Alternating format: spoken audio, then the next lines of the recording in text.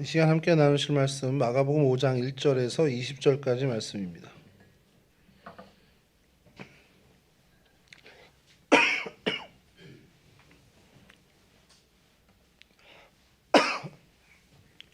마가복음 5장 1절에서 20절 저를 한 절씩 교독하도록 하겠습니다. 예수께서 바다 건너편 거라사인의 지방에 이르러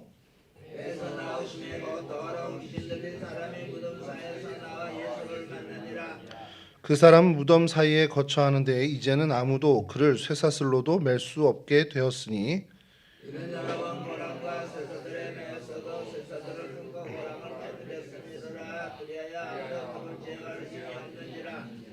밤낮 무덤 사이에서나 산에서나 늘 소리 지르며 돌로 자기의 몸을 해치고 있었더라. 큰 소리로 부르짖어 이르되 지극히 높으신 하나님의 아들 예수여, 나와 당신이 무슨 상관이 있나이까? 원하건대 하나님 앞에 맹세하고 나를 괴롭히지 마옵소서 하니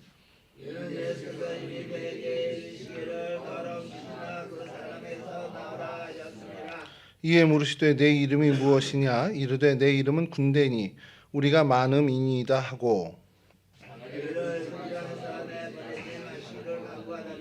마침 거기 돼지의 큰 떼가 산 곁에서 먹고 있는지라.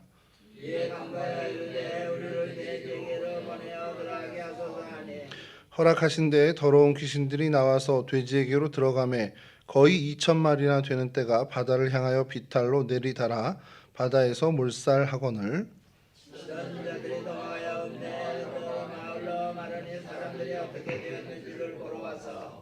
예수께 이르러 그 귀신 들렸던 자 곧 군대 귀신 집혔던 자가 옷을 입고 정신이 온전하여 앉은 것을 보고 두려워하더라.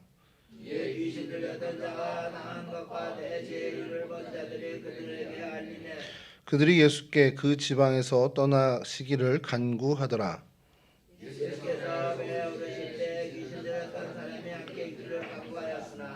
허락하지 아니하시고 그에게 이르시되 집으로 돌아가 주께서 내게 어떻게 큰 일을 행하사 너를 불쌍히 여기신 것을 네 가족에게 알리라 하시니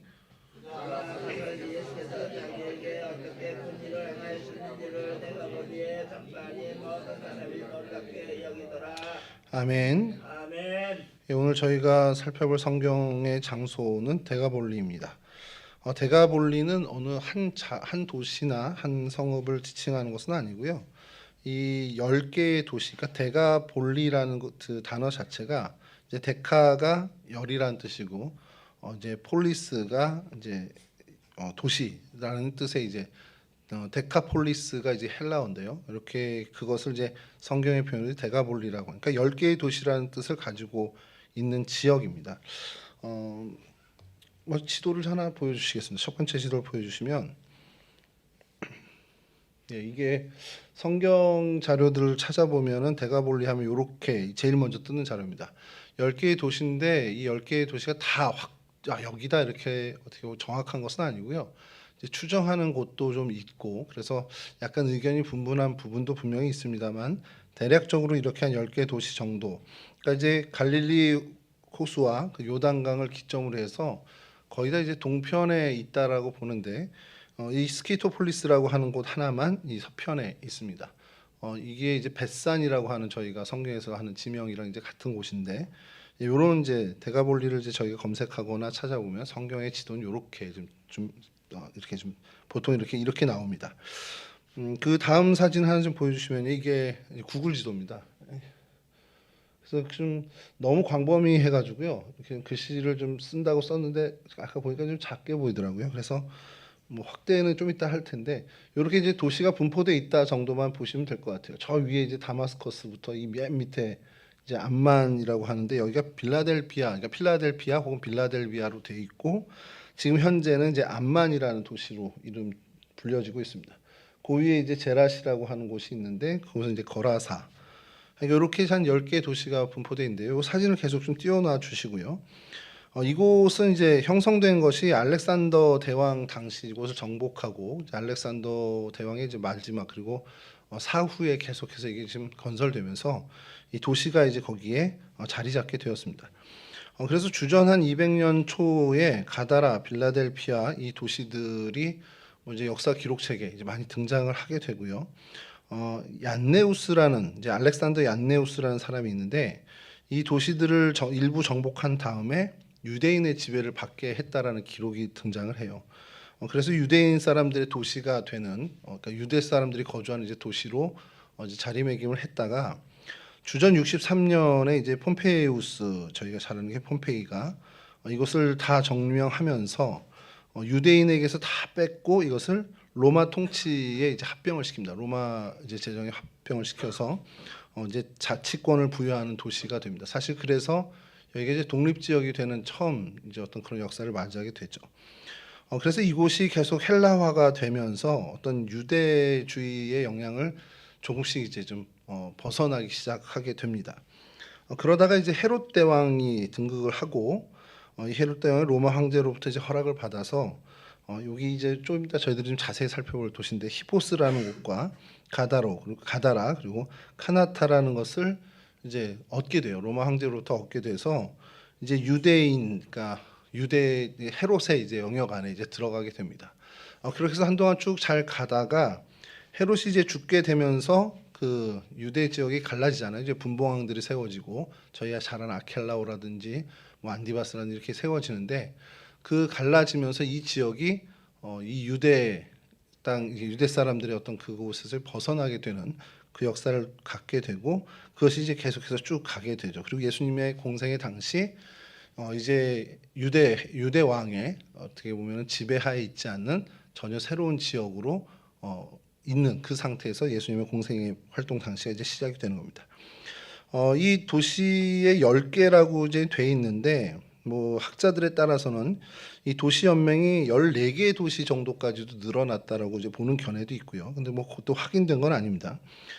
그래서 뭐 이렇게 어떤 뭐 빌라델비아 이런 것이 뭐 아라비아 사람들의 어떤 그런 뭐 도시였다 뭐 이런 여러 기록들이 좀 막 쫙 이제 있습니다. 이제 그리고 이제 원래는 가다라가 가장 큰 어떻게 보면은 좀 중심지였는데 그거 역시도 이제 나중에 다메섹 이제 다마스쿠스 쪽으로 또 스키토폴리스라는 베산 쪽으로 또 옮겨가는 어떤 그런 이 기록들이 이제 등장을 하는 것을 저희가 보게 되죠. 근데 이 10개 도시가 어쨌든 간에 이제 소도시로 10개가 생성이 됐는데 왜 연맹을 하게 됐을까라는 게 역사학자들의 질문이었습니다. 도시들이 연맹하는 이유가 뭘까요? 오늘날로 치면 이제 뭐 작은 힘없는 나라들이 이렇게 연맹을 결성하는 이유가 뭘까요? 저희 뭐 유럽을 가면 EU가 있고 저희 아시아에는 아세안이 이렇게 있지 않습니까? 왜 연맹을 할까요? 제일 큰 목적이 사람들끼리 이렇게 연대하고 연맹하는 이유가 제일 첫 번째는 군사적인 목적입니다. 그러니까 이제 보호하기 위해서, 스스로의 안위를 지키기 위해서 하는 것이 가장 큰 목적이죠. 그리고 거기에 플러스되는 것이 이제 경제적인 목적입니다. 사실 군사적인 경제적인 목적으로 결성하고 연맹하는 게 뭐 이때나 지금이나 제일 흔한 연맹의 어떤 모습이고요. 우리 뭐 문화를 교류하자, 뭐 이런 뭐 서로 뭐 나누자 이런 걸로 연맹을 하는 것은 사실 그렇게 많지 않은 것이 뭐 오늘날도 마찬가지입니다.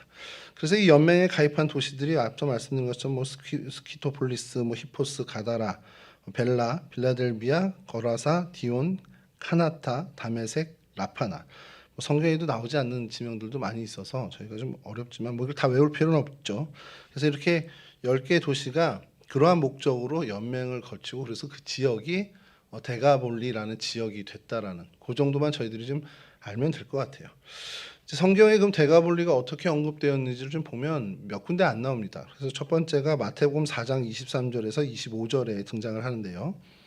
요즘 읽어드리겠습니다. 예수께서 온 갈릴리에 두루 다니사 그들의 회당에서 가르치시며 천국 복음을 전파하시며 백성 중에 모든 병과 모든 약한 것을 고치시니 그의 소문이 온 수리아에 퍼진지라 사람들이 모든 앓는 자 곧 각종 병에 걸려서 고통당하는 자 귀신 들린 자 간질하는 자 중풍병자들을 데려오니 그들을 고치시더라. 갈릴리와 데가볼리와 예루살렘과 유대와 요단강 건너편에서 수많은 무리가 따르니라. 그러니까 많은 무리들이 예수님을 따르게 됐는데 이제 뭐 갈릴리 온 저 지역의 사람들이나 예루살렘, 유다 사람들뿐만 아니라 이 데가볼리 사람들까지도 예수님을 그 소문을 듣고 따랐다라는 것이 이 마태복음의 기록에서 등장을 하고요. 그리고 두 번째로 등장하는 게 오늘 저희들의 본문 읽었던 마가복음 5장입니다. 그래서 5장 20절만 좀 읽어드리면 그가 가서 예수께서 자기에게 어떻게 큰 일을 행하셨는지를 데가볼리에 전파하니 모든 사람이 놀랍게 여기더라. 사실 오늘 좀 이 말씀을 좀 저희가 좀 가지고 좀 말씀을 좀 살펴보려고 합니다. 이 데가볼리에 전파했다라는 거. 예수님이 너 집에 가서 주님이 너에게 어떻게 했고 어떻게 너를 이렇게 치유했는지를 전해라고 명령을 하시죠. 같이 가고 싶었던 그 광인을 주님께서 이제 만류하시고 너 네가 있는 그곳에서 좀 전해봐 그랬더니 20절에서 증거하기를 그가 가서 예수께서 자기에게 어떻게 큰 일을 행하셨는지, 그러니까 자기가 경험한 그 은혜죠. 그 은혜를 데가볼리 지역에 전파했다라는 겁니다. 그리고 반응이 어땠냐? 모든 사람들이 놀랍게 여겼다라는 반응으로 오늘 본문이 그리고 마가복음 5장 20절이 마침을 하고 있습니다. 이렇게 이제 성경에 등장을 하고요. 또 하나 등장하는 것이 이거는 제가 저희 그때 달마누다 그 시간에 한번 좀 말씀을 드렸던 부분인데 마가복음 7장 31절입니다. 예수께서 다시 두로 지방에서 나와 시돈을 지나고 데가볼리 지방을 통과하여 갈릴리 호수에 이르시매. 그러니까 예수님의 마지막 공생애의 마지막 이방 사역이 이제 기록된 부분인데 두로와 시돈은 저 멀리입니다. 그래서 이걸 좀 지도를 띄워주시면 다음 지도인데요. 예, 지도 다음 지도 좀 띄워주시죠. 예, 이게 저 위에 두로가 있고 그 위에는 사실 또 시돈이 있습니다. 그곳에서 예수님께서 그곳을 거쳐서 이 데가볼리 지방을 통과해서 갈릴리 호수에 오셔서 저희가 그때 말씀드렸던 달마누다, 그러니까 막달라까지 가셔서 사역을 하시는 건데 그래서 그 성경학자들의 추정의 경로는 이래요.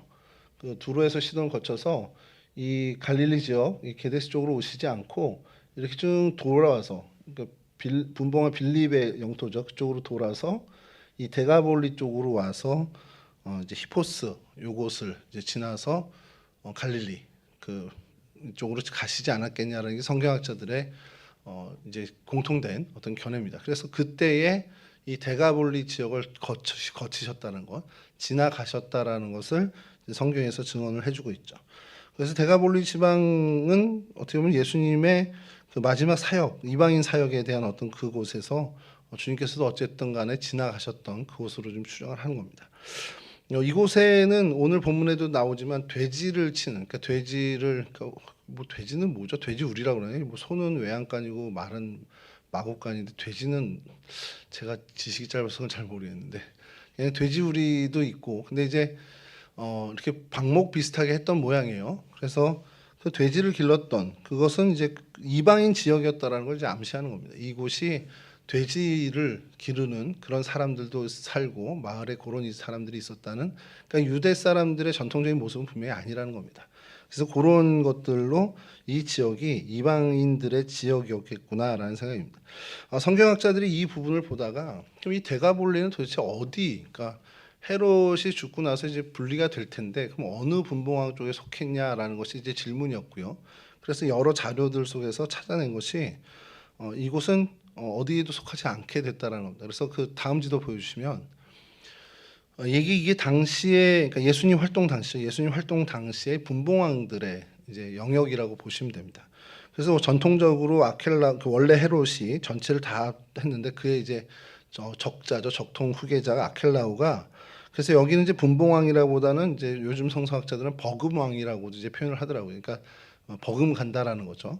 그래서 아켈라오가 유다와 사마리아 땅까지 이렇게 통치를 하게 됐고 갈릴리 쪽은 이제 분봉왕 안디바가 이제 다스리게 됐고 그 안디바가 저 밑에 그 유다 땅의 옆에 있는 베레아 지역까지 이렇게 안디바의 영역이 되고요. 그다음 분봉왕 빌립이 있는데 그가 저 위쪽입니다. 그 다마스쿠스 위쪽으로 해서 그쪽을 이제 다스리는 그런 부분들이 있었고요. 이 데가볼리는 이 어느 분봉왕에도 섞이지 않은 어떻게 보면 독립체, 그러니까 독립 연맹을 구성하고 있었다라는 겁니다. 이게 왜 중요하냐면 도시 연맹이 독립 지역이었다라는 것은 어느 분봉왕에도 세금을 안 냈다라는 거예요. 이게 사실은 그게 제일 의미 있는 일입니다. 그러니까 로마의 세금을 걷어갈 때 분봉왕들이 먼저 걷고 그리고 로마의 세금을 납부를 하죠. 근데 이제 그것 없이 로마에 직접 세금을 어떻게 보면 내게 되는 그런 독립 지역이었다라는 것이 이 지역의 특징이었습니다. 그러니까 그런 정치적으로도 경제적으로 좀 독립성을 가지고 있었던 지역이라고 보시면 돼요. 그리고 이 데가볼리에 대한 기록들이 계속 이제 나오는데 성경이 아닌 것을 좀 띄운 거는 좀 처음인 것 같은데 유대 전쟁사 1권 156항에 있는 부분인데요. 이런 이제 우리말로 번역한 건데 좀 띄워주시면 이제 폼페이는 파괴되지 않았던 히포스, 스키토폴리스, 펠라와 그리고 쭉 나오다가 예전에는 스트라톤 망대라고 불렸으나 후에 큰 건물을 건축하고 헤롯 왕이 가이사라라고 명명한 곳도 유대인의 통치하에서 벗어나게 됐다. 그러니까 이 폼페이우스가 유대 전쟁사에 기록된 것은 뭐 히포스 스키토폴리스라고 하는 이 데가볼리 도시뿐만 아니라 이제 가이사라라고 하는 저희가 잘 알고 있는 그 도시까지도 유대인의 통치에서 벗어나게 그러니까 독립을 시켜줬다라고 표현돼 있지만 그러니까 점령을 했다라는 얘기입니다. 이렇게 될 때 이제 이 히포스나 스키토폴리스 같이 데가볼리에 있는 도시들이 언급이 돼요. 그러니까 이 폼페이우스 시절에 이것이 이제는 정말 독립이 되는 어떤 그런 부분들이고요. 그러니까 안토니우스에서 헤롯이 왕이 되면서 헤롯 대왕에게 몇몇 도시를 편입시켜 주는 것이 이제 이렇게 되는 모습이고 또 유대고사 15권에 또 이렇게 등장합니다. 이제 안토니우스 얘기가 나오는데요. 안토니우스는 헤롯에게 클레오파트라가 차지하고 있던 유대의 영토를 돌려주었다. 그러니까 그때 당시에 이제 뺏겼던 유대 영토를 다시 헤롯 대왕이 등극하면서 돌려주는 것이 헤롯에게 클레오파트라가 차지하고 있었던 곳, 즉 도시 이름이 이렇게 나옵니다. 가다라, 히포스, 사마리아의 해변 도시인 가사, 안테톤, 요빠와 스트라톤 망대. 이 스트라톤 망대는 가이사라입니다. 헤롯에게 돌려주었다라는 겁니다. 그리고 난 다음에 유대 고대사 17권 이제 그 다음이죠. 유세푸스가 기록한 건데 거기엔 또 이렇게 등장합니다.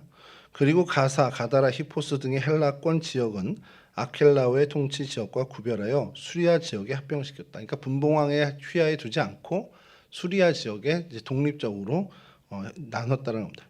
그러니까 영토를 나누고 세금을 조정하는 내용에서 나오는 건데 분봉왕에게 세금을 내지 않는 그 독립 지역이 되었다. 그런 이방인 지역이라는 것을 유대 고대사에서 이제 등장을 하는 이 문헌에서 좀 보게 됩니다. 이게 이 지역의 역사예요. 그러니까 점령됐다, 뭐 해방됐다, 뭐 이렇게 계속 그러니까 주인이 계속 바뀌는 지역이었다라는 것을 저희가 좀 기억하면 되고요. 이게 조금 이따 좀 다시 한번 좀 말씀을 드리겠지만 오늘날에도 그렇습니다. 우리가 잘 알고 있듯이 이스라엘 영토 그러면 요단강 서쪽이잖아요. 갈릴리 호수 그걸 기점으로 서쪽이 지금 이스라엘 영토인데 이 지역은 지금도 뭐 우리로 치면 DMZ 같이 돼서 이 유대 땅, 그러니까 독립 때부터 지금까지 유대 땅이었습니다. 그러니까 1946년 독립 때부터 48년 독립 때부터 지금까지 이곳은 유대 사람들, 이스라엘 영토가 돼 있죠.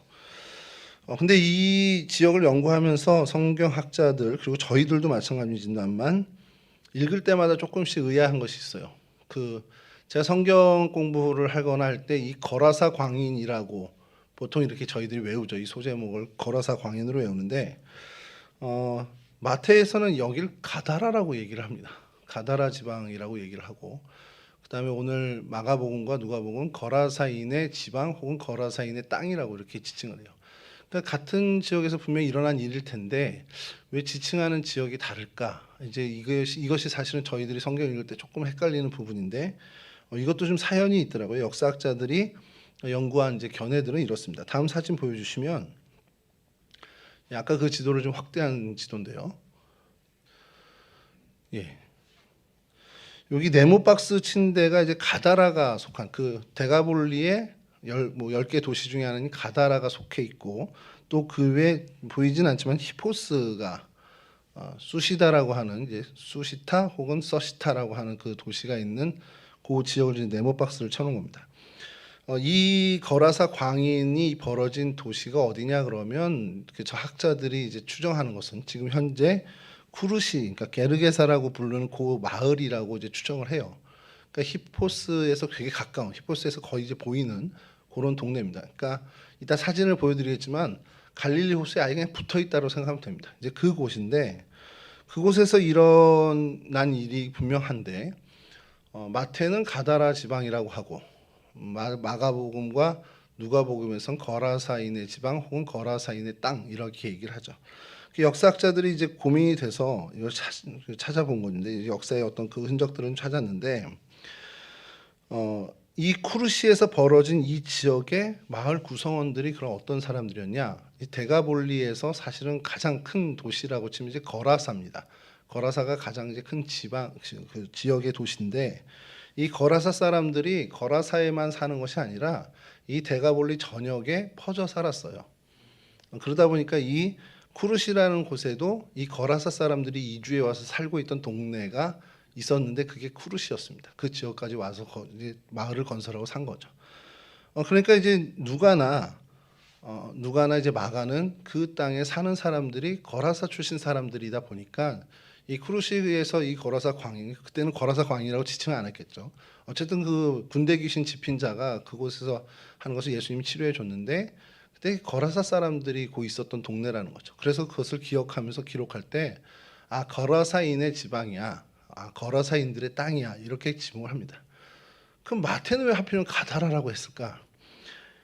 행정구역상 보시면 이곳이 가다라 지방은 맞습니다. 히포스도 가다라 지방에 속해 있었고 도시이긴 하지만 가다라 지역, 가다라 지방이라고 하는 것이 맞죠. 왜 근데 마태는 이 가다라 지방 이런 어떤 행정적인 것에 더 초점을 맞추고 거라사 사람들이 살아. 거기 사는 사람 중요하지 않아. 거긴 그냥 가다라 지방이야. 이렇게 기록을 했을까요? 성경학자들의 견해는 뭐 추정이겠지만 그렇게 얘기합니다. 근데 저는 굉장히 설득력이 있다고 하는 것이 마태는 세리 출신이었습니다. 세리 출신이어서 세금 부과하는 것에 대해서 이제 익숙했던 사람이고 그래서 어떤 지역을 볼 때 그냥 다 행정적인 것으로 좀 보는 그런 견해가 분명히 있죠. 그러다 보니까 마태복음 전체를 저희가 읽다 보면 그런 부분들이 좀 나오긴 해요. 그래서 이곳이 사는 사람 뭐 관심 없는 건 아니겠지만 그것도 중요하지만 여기는 가다라 지방이에요. 그렇게 되는 겁니다. 그래서 요즘도 마찬가지죠. 저희 굉장히 헷갈리는 게 제가 용두동에 이제 잠깐 살 때 용두동이잖아요. 근데 주민센터는 용신동을 가야 돼요. 저는 그게 불만인 거죠. 나는 용신동에 살지도 않는데 왜 용신동에 가? 근데 용신동을 찾아보니까 용신동 또 있지도 않아.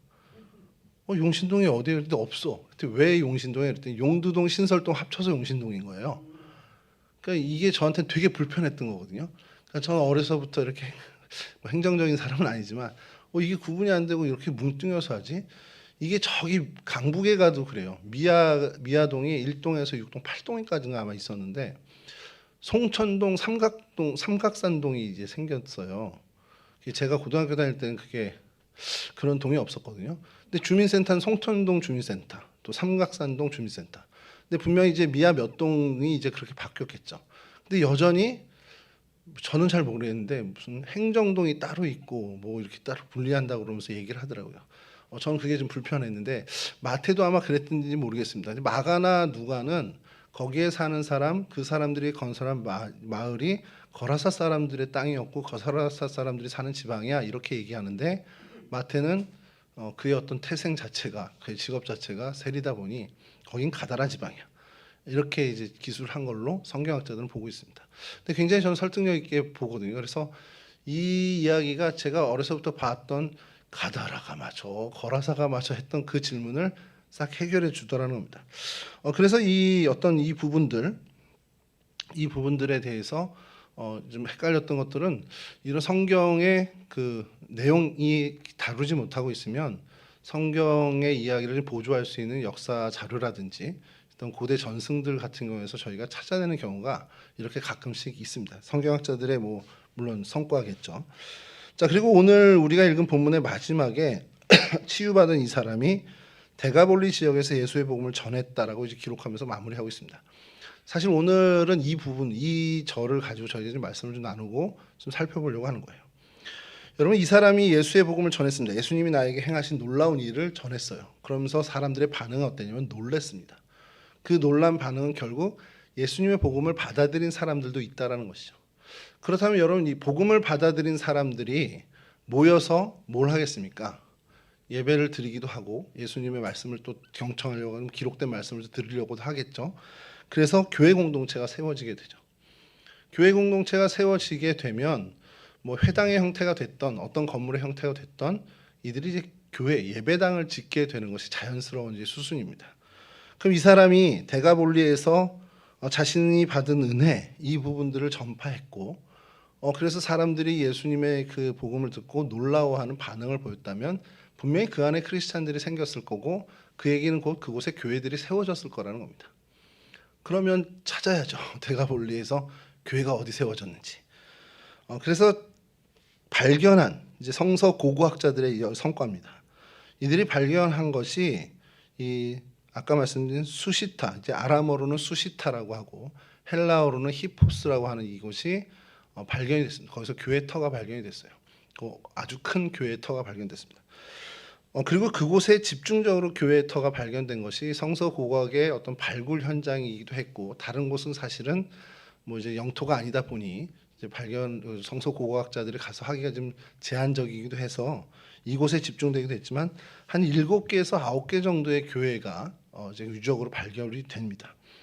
그래서 어느 정도까지 이 발굴 작업이 성과가 있었냐면 아까 다음 지도 좀 보여주시죠. 이건 구글 지도에서 제가 쓴 게 아니라 구글 지도에 있는 겁니다. 서시타 국립공원이라고까지 해놨습니다. 그러니까 이곳에서 고대, 그러니까 1세기에 교회 예배당이 발견됐고 그것이 뭐 이제 그 이스라엘 내 이제 성서 고고학자들이 많은 이제 발굴을 하면서 그 발굴된 유적들이 괜찮은 거예요. 그러니까 너무 이제 좀 잘 발굴이 된 겁니다. 그래서 국립공원화를 할 정도로 이렇게 유적지가 되었습니다. 이곳이 이제 히포스라는 이름이고요. 아람어로는 수시타 혹은 서시타라고 이렇게 읽게 됩니다. 그래서 오늘 이곳을 좀 보려고 하는데 주목할 만한 사진을 하나 좀 보여드리겠습니다. 다음 사진 보여주시면 이게 엔게부항이라는 곳입니다. 엔게부가 이제 키부츠의 하나인데, 그러니까 이제 키부츠라는 게 저도 정확히는 잘 모르겠는데 이제 계속 자료를 듣고 키부츠라 보니까 이게 이스라엘의 경제 공동체잖아요. 그 키부츠에서 이제 농사도 짓기도 하고 경제 활동 다 같이 하고 사실 공동 농장입니다. 그러니까 이게 어떻게 좀 나쁜 시각으로 보는 사람들은 공산주의의 형태라고까지도 하는데 이렇게 공동 경작을 하고 공동 생산하고 공동 분배를 하는 것이 그러니까 정말 작은 공동체고 한 국가의 어떤 것을 축소해 놓은 곳이라고 보시면 되는데 이곳이 이제 엔게부라는 키부츠가 있는 곳이에요. 그 갈릴리 호수 바로 옆에요. 그래서 여기가 이스라엘이 1948년 독립할 때도 이곳은 이스라엘 땅이었고 지금까지도 이스라엘의 땅입니다. 계속해서 여기서 보면 이 엔게부 항에서 보면 저 위에 보이시죠? 저 언덕. 저희가 히포스, 아까 말씀드린 수시타입니다. 왜 히포스 수시타냐? 히포스가 헬라어로 말이라는 뜻이랍니다. 그리고 수시타는 아람어로 말이라는 뜻인데 이게 아마 말 안장처럼 보이나 봐요. 저는 말 안장을 잘 모르니까. 근데 이제 말 안장처럼 보인다고 해서 아람어로 수시타라고 이제 했고. 그래서 이게 갈릴리 호수변에서 저기를 바라봤을 때 사진이고요. 그러니까 해발 150m가 되는 게 갈릴리 호수면에서는 360m입니다. 그러니까 갈릴리 호수면에서 봤을 때는 그냥 일반 저희들 봤을 때 한 360m 되는 산이에요. 꽤 높은 산이죠. 근데 갈릴리 호수가 마이너스 200m 정도 돼요. 그러니까 해수면에서. 그러다 보니까 해발 고도로 하면 150m밖에 안 되는 작은 언덕이 되는 거죠. 그러니까 실제는 한 360m 정도 되는 이제 산입니다. 어느 정도 될까 같아요. 뭐 여기 한 배봉산 정도 될까 이런 생각이 좀 드는데 그래서 이걸 저 반대편에서 찍은 사진이 다음 사진인데요. 이게 저 너머가 이제 갈릴리 호수가 보이는 것이고 이렇게 올라갑니다. 이게 실제로 차 도로예요. 이렇게 올라가서 저 위에가 이제 유적지가 있는데 이게 산 봉우리 위에 교회를 이제 건설한 거죠. 이렇게 예배당을 지은 거죠. 그리고 지금은 요건 이제 예전 사진이고 요 가장 최근의 사진은 다음 사진 보여주시면 국립공원화되고 예, 저게 뭐 같습니까? 대답하셔도 됩니다. 예, 말입니다. 페라리 같은 약간 느낌. 그래서 이제 말이 두 발을 들고 있는 그 부분인데 그렇게 해서 수시타 국립공원의 어떤 상징물로 이렇게 해놓은 거죠. 그래서 좀 더 위에서 이제 드론으로 찍은 사진이 다음 사진인데요. 이렇게 지금 유적 발굴 현장이고 계속 지금 발굴되고 있고 저 위가 이제 파란 게 갈릴리 호수입니다. 그러니까 호수가 이렇게 내려다 보이는 거죠. 이런 이제 어떤 사진들. 그러니까 아까 처음에 저희가 그 봤던 쿠르시라는 곳 있잖아요. 이 쿠르시라는 곳이 이 히포스에서 굉장히 가깝습니다. 그러니까 거의 여기랑 이제 지형적으로 흡사할 거고, 그러니까 이런 언덕에서 돼지를 치고 있다가 돼지들이 저 갈릴리 호수로 뛰어드는 겁니다. 저 언덕을 내다다가 쫙 달려서. 그러니까 어릴 때 제가 성경 만화책 만화 성경이 있을 때는 돼지들이 막 절벽에서 떨어지는 걸로 그림이 묘사돼 있거든요. 근데 성경을 자세히 보면 언덕 아래로 질주해 가는 겁니다. 그 모습은 성경에서 묘사한 모습. 그러니까 이제 언덕 아래로 쭉 뛰어내려서 갈릴리 호수, 갈릴리 바다에 이제 빠져서 죽게 되는 건데 이런 형태를 가졌을 거라는 거죠.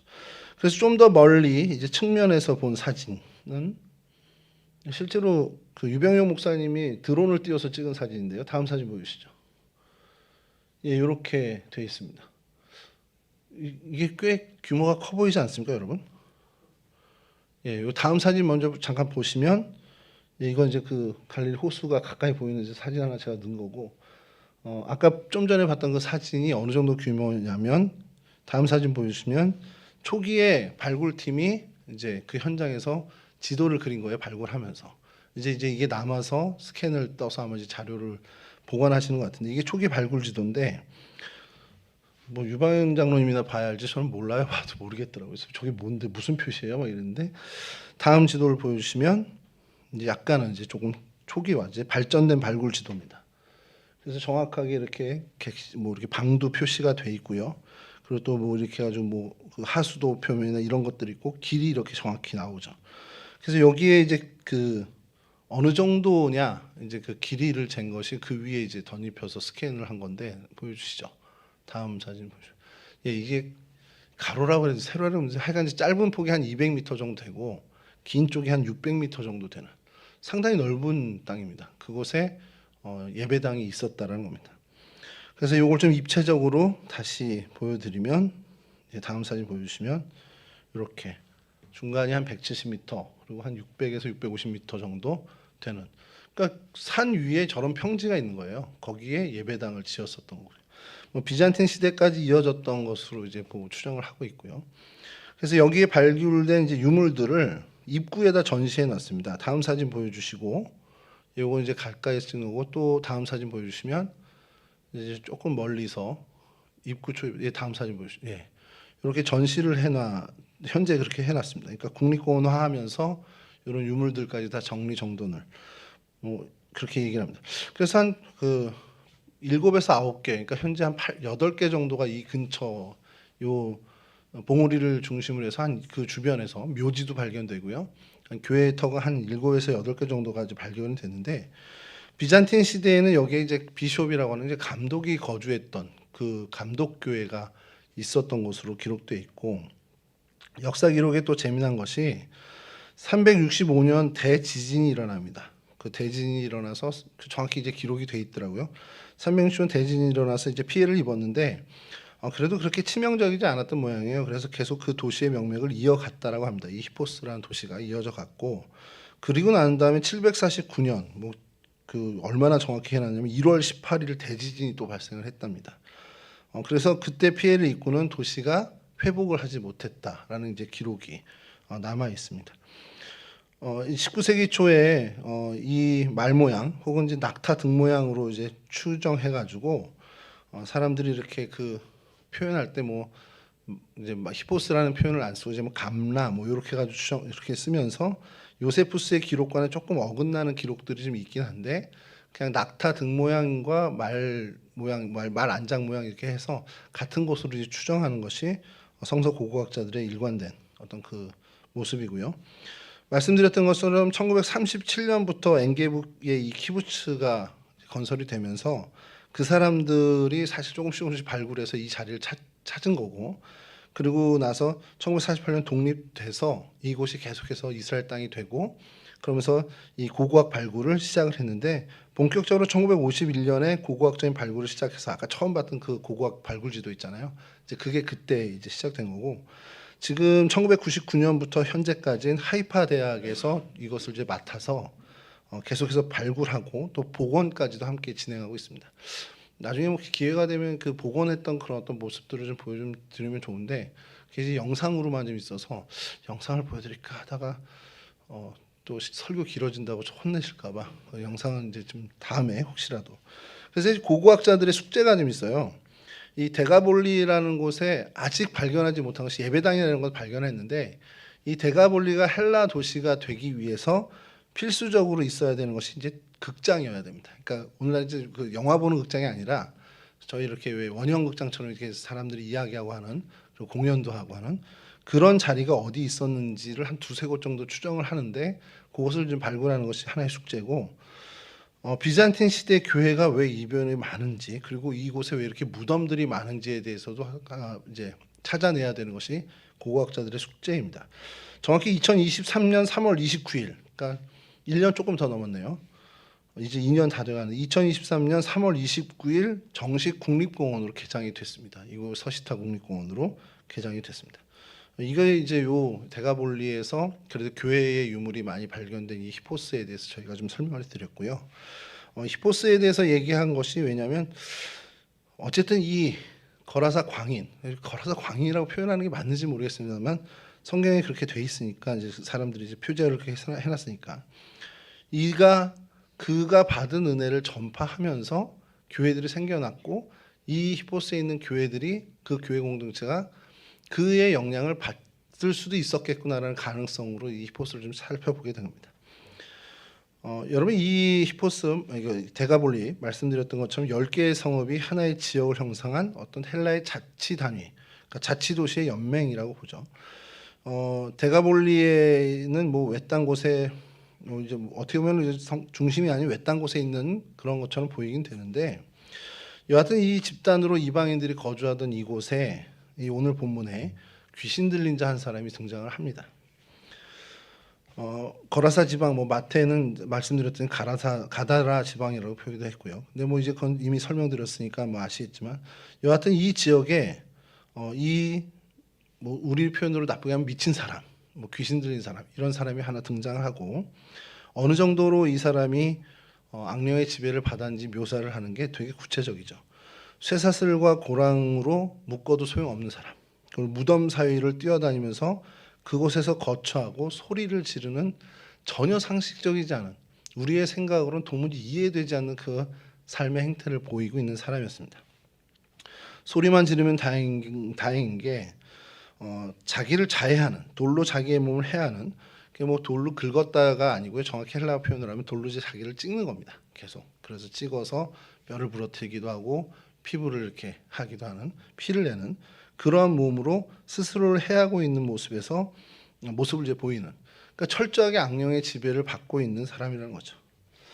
우리가 좀 생각해야 할 것이요, 이 악령의 지배는 이런 형태로 갈 수밖에 없습니다. 처음에는 마음을 유혹하죠. 그래서 뭔가 유익하게 되고 내가 잘 될 것 같은 그런 어떤 유혹으로 사람을 이끕니다. 근데 결국 자기의 수하에 들어오기만 하면 정말 가차없이 짓밟아 버리는 겁니다. 그 사람의 생명이 파괴되고 인생이 파괴되고 관계가 다 끊어지고 그 삶에 정말 어떤 의미도 하나 찾을 수 없게끔 철저하게 피폐하게 만드는 게 악령의 습성이죠. 오늘 본문에 이 광인이 그랬어요.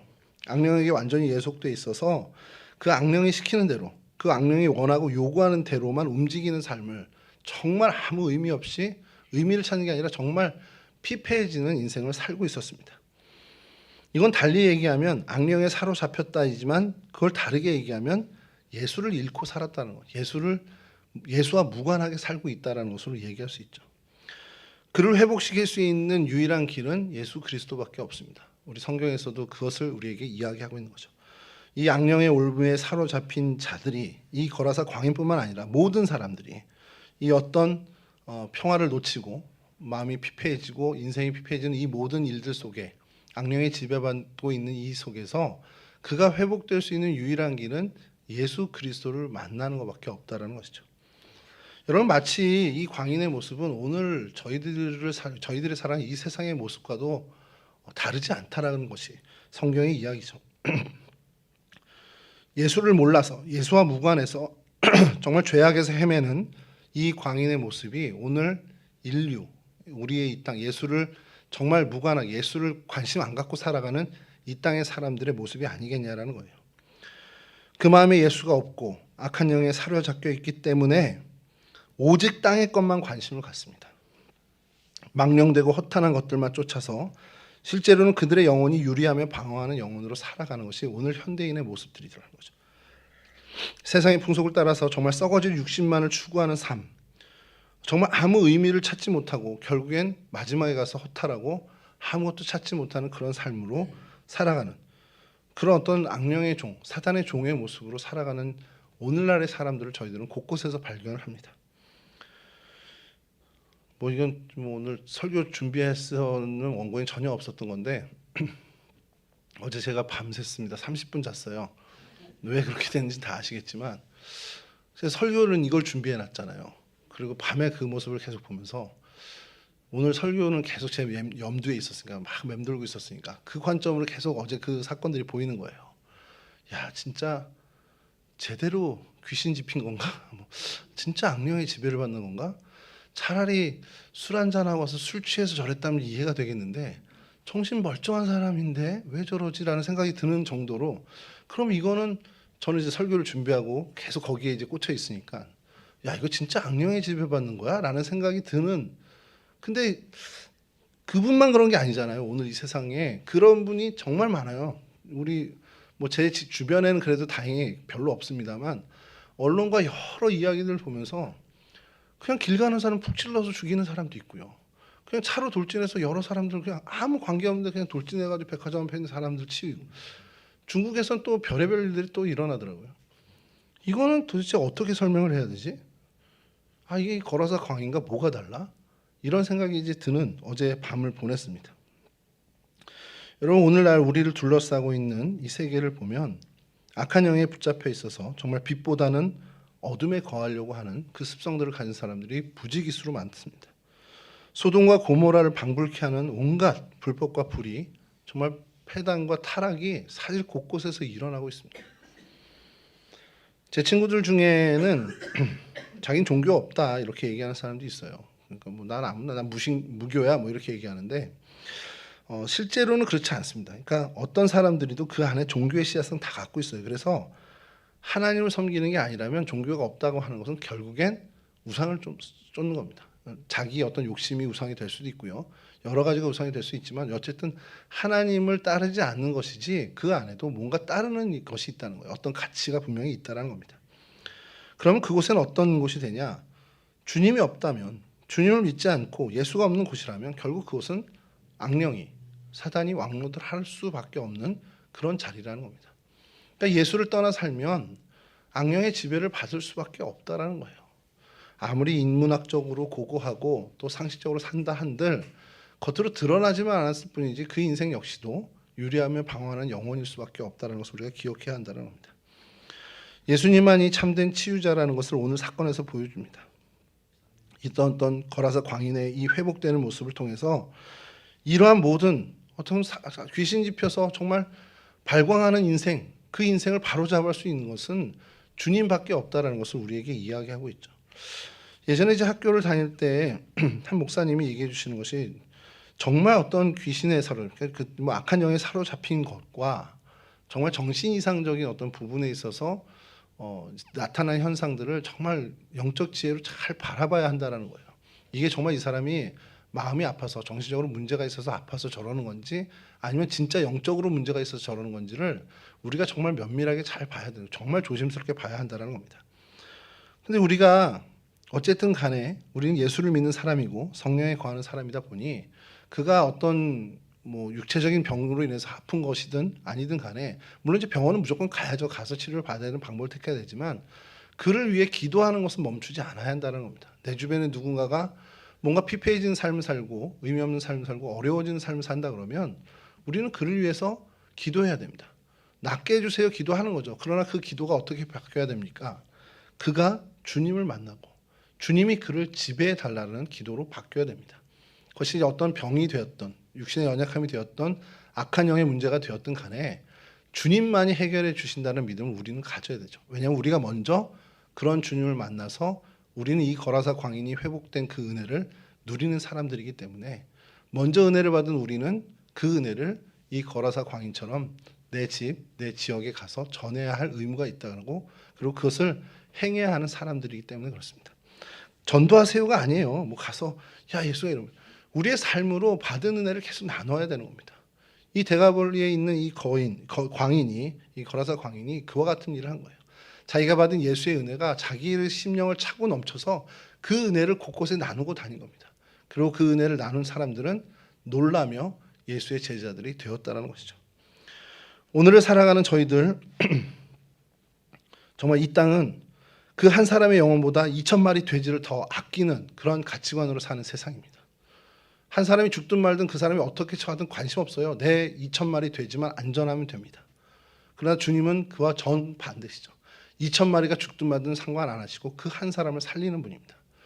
어떤 가치관으로 살아야 되는지를 주님께서 우리에게 알려주시는 것이죠. 그러나 세상은 어떻습니까? 한 사람이 중요하지 않아요. 그 2,000마리의 가치가 더 중요합니다. 내가 가진 소유, 내가 가진 그 물질이 훨씬 더 중요한 시절을 살고 있습니다. 저는 교통사고를 많이 내지는 않았지만 한 번 냈을 때 제가 경험했던 것 하나는 제가 받쳤어요. 그래서 내렸습니다. 그랬더니 뒤에서 이제 받은 운전자가 나오면서 제일 먼저 제 상식으로는 괜찮으세요? 이해해야 되지 않나 싶은데 저는 뒷전이고 자기 차 앞에 범퍼를 보더라고요. 그래서 나는 저 차에 범퍼만도 못한 사람이구나. 근데 여러분 이게 우스갯소리가 아니라 오늘을 살아가는 사람들의 가치관이 그렇습니다. 저 사람이 어떻게든 상관없어요. 내게 중요한 겁니다. 그런 가치관을 살고 있는 그 지역에 어떻게 보면 그 광인, 그에게 주님은 은혜를 베풀어 주셨고 그는 그 받은 은혜를 정말 바르게 나누며 산 인생. 그래서 오늘 우리가 본 것처럼 혹은 정말 저 히포스에 있는 예배당 이런 것이 그가 전한 사람들이 이룬 공동체의 예배당이 아닐지 모르는 그런 어떤 놀라운 일들을 정말 이루었다라는 것이죠. 여러분 내가 전해야 합니다. 내가 받은 은혜 내가 전해야 됩니다. 마가복음 5장 19절 말씀을 읽고선 오늘 마치도록 하겠습니다. 마가복음 5장 19절입니다. 허락하지 아니하시고 그에게 이르시되 집으로 돌아가 주께서 네게 어떻게 큰 일을 행하사 너를 불쌍히 여기신 것을 내 가족에게 알리라 하시니. 오늘도 주님은 저희에게 이 명령을 하고 계십니다. 너 많이 은혜 받았잖아. 세상 사람들은 그 은혜 귀하게 여기지 않아. 너 귀하게 여기지 않아. 생명 귀하게 여기지 않아. 이 땅의 물질을 귀하게 여기는 그 사람들에게 가서 네가 얼만큼 큰 일을 주님으로부터 받았고 큰 은혜를 받았고 주님이 너를 얼만큼 크게 불쌍히 여기셨는지를 가서 전해라. 이게 오늘 저희를 향한 주님의 말씀입니다. 이와 같은 음성에 바로 반응하고 응답하고 그래서 그와 같은 인생을 사는 저와 여러분들 되실 수 있기를 주님의 이름으로 간절히 축원합니다. 우리 함께 찬송하시고요. 우리 주님 가르쳐 주시면 마칠 텐데요. 찬송